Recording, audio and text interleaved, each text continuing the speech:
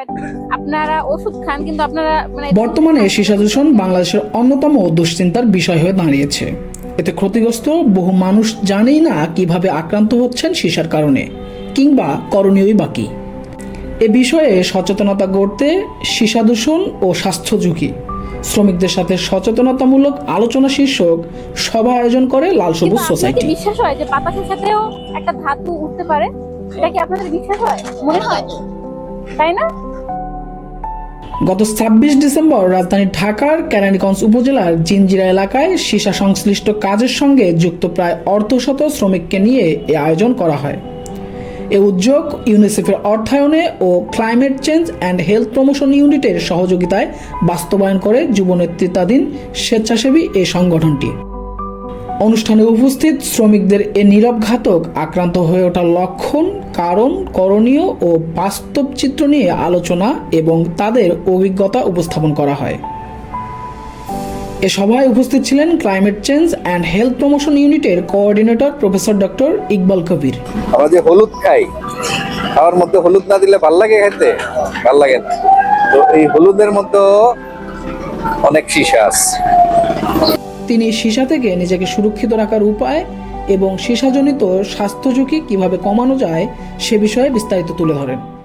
আজকে লাল সবুজ সোসাইটি আয়োজিত ঢাকার কেরানীগঞ্জের এই যে জিনজিরা অঞ্চলে যে শ্রমিক ভাইরা কাজ করেন তাদেরকে আমরা এই সীসা দূষণ প্রতিরোধে করণীয় এবং সীসা যে একটি বিষ এবং এর বিষক্রিয়ায় যে তাদের এই শ্রম ঘন্টা এর পেছনে যে খরচ করছেন তারা, সেখানে যে তাদের স্বাস্থ্যহানি ঘটছে এই বিষয়ে সচেতন করার যে উদ্যোগ নেওয়া হয়েছে সেটি আমার ধারণা যে একটি ফলপ্রসূ উদ্যোগ।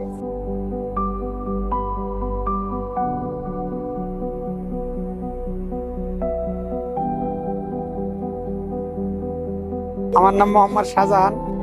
এই আমাদের এখানে আসতে এখানে সচেতন করতে হলে সবারই সচেতন হইতে হলে মানুষকে বুঝাইতে হইব, বারে বারে আসতে হইব, মানুষের কমসে কম মাসে একবার আসলেও আসতে হইব। না আসলে এটি সচেতন হবে না, সচেতন না হইলে এটার গুরুত্ব দিবে না, গুরুত্ব আসলেই গুরুত্ব দিবে না। এটা আজকে 40 বছরের ভিতরে আমি দেখিনি কেউ এখানে আসছে, কেউ বুঝায়ও নাই, কেউ সচেতন হয়েও নাই।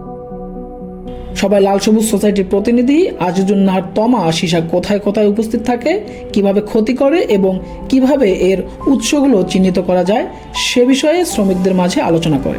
জিনজিরা যেটা হচ্ছে কেরানীগঞ্জের এমন একটি জায়গা যেখানে প্রতিদিন হাজার হাজার শ্রমিক তারা কাজ করে শুধুমাত্র পুরানো জিনিসগুলোকে নতুনভাবে তৈরি করার জন্য। আমরা জানি যেটাতে ধাতু, যেরকম বিভিন্ন ধাতুর মতো সীসাও যুক্ত থাকে। সীসা দূষণের যে ক্ষতিকর প্রভাব সম্পর্কে আমরা আজকে যে শ্রমিকদের সাথে যে আলোচনার যে বিস্তৃতি, এটা ছড়িয়ে দেওয়ার জন্য আমরা এসেছি। তো আমরা আশা করি এই ছড়িয়ে দেওয়ার ধারাটা আমরা অব্যাহত রাখবো লাল সবুজ সোসাইটির পক্ষ থেকে। বিষাক্ত ধাতুর ক্ষতিকর দিক সম্পর্কে সচেতন করে গড়ে তোলার প্রত্যয় রাখে লাল সবুজ সোসাইটি। সীসা একটি বিষ, সীসা মুক্ত সমাজ গড়ি, সুস্থ জীবন কায়েম করি।